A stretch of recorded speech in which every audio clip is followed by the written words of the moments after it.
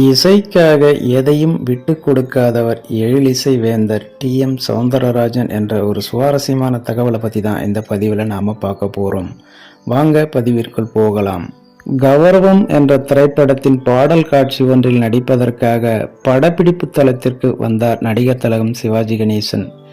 இசையமைப்பாளர் எம்.எஸ். விஸ்வநாதன் இசையமைத்த அந்த பாடலின் ஒளிப்பேழையை ஓடவிட்டார் உதவி இயக்குனர்.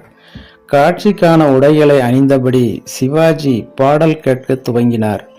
ஒரு தடவை அல்ல, 2 தடவை அல்ல, கிட்டத்தட்ட 11 முறைக்கும் மேலாக பாடலை ஓடவிட்டு சிந்தனையில் ஆழ்ந்தபடி பாடலை கேட்டு முடித்தார் சிவாஜி.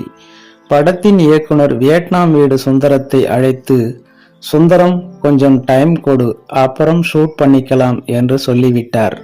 எந்த ஒரு பாடலையும் அதிகபட்சம் ஓரிரு முறை கேட்டுவிட்டு நடிக்க தயாராகும் சிவாஜியின் இந்த மாற்றத்தை கண்டு குழம்பிய வியட்நாம் வீடு சுந்தரம், என்னன்னே ஏதாவது பிரச்சனையா, ஷூட்டிங்கை இன்னொரு நாள் வச்சுக்கலாமா என்றார் பதறியபடி.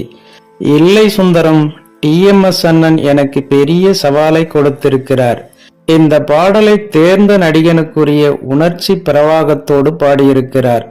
பல்லவியில் ஒரு விதமான பாவம், ஆக்ரோஷம், அடுத்த சரணத்தில் இன்னொரு விதமான தோனி, மற்ற சரணத்தில் இன்னொரு பரிமாணம் என பிச்சு உதறியிருக்கிறார். ஒரே வரியை 2 இடங்களில் 2 விதமான தோனிகளில் பாடி அற்புதம் செய்திருக்கிறார்.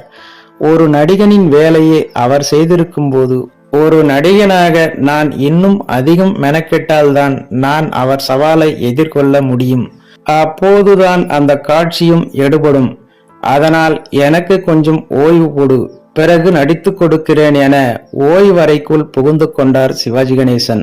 உச்சி முதல் உள்ளங்கால் வரை நடிப்பை வெளிப்படுத்தும் நடிகர் திலகம் சிவாஜி கணேசனுக்கு தம் குரலிலேயே சவால் கொடுத்த அந்த பாடகர்தான் டி.எம். சௌந்தரராஜன் என்கின்ற டி.எம்.எஸ்.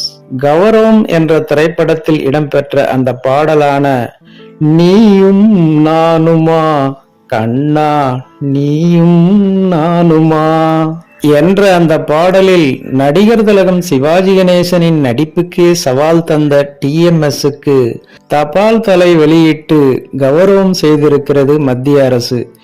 இந்திய அளவில் இசைத்துறையில் சாதனை படைத்த 10 ஆளுமைகளுக்கு தபால் தலை வெளியிட்டு கௌரவித்திருக்கிறது மத்திய அரசு. அந்த பட்டியலில் இடம்பெற்ற ஒரே தென்னிந்திய இசைக்கலைஞர் பின்னணி பாடகர் டி.எம். சௌந்தரராஜன் மட்டுமே என்பது குறிப்பிடத்தக்கது. ஓகே ஃப்ரெண்ட்ஸ், பின்னணி பாடகர் டி.எம். சௌந்தரராஜன் அவர்களை பற்றின இந்த ஒரு சுவாரஸ்யமான தகவல் உங்களுக்கு பிடித்திருக்கும் என நம்புகிறேன். மேலும் இது போன்ற வேறொரு சுவாரஸ்யமான தகவலுடன் சந்திக்கலாம். அதுவரை உங்களிடமிருந்து விடைபெறுவது I M C Ilango. Thanks for வாட்சிங். See you later. Bye bye.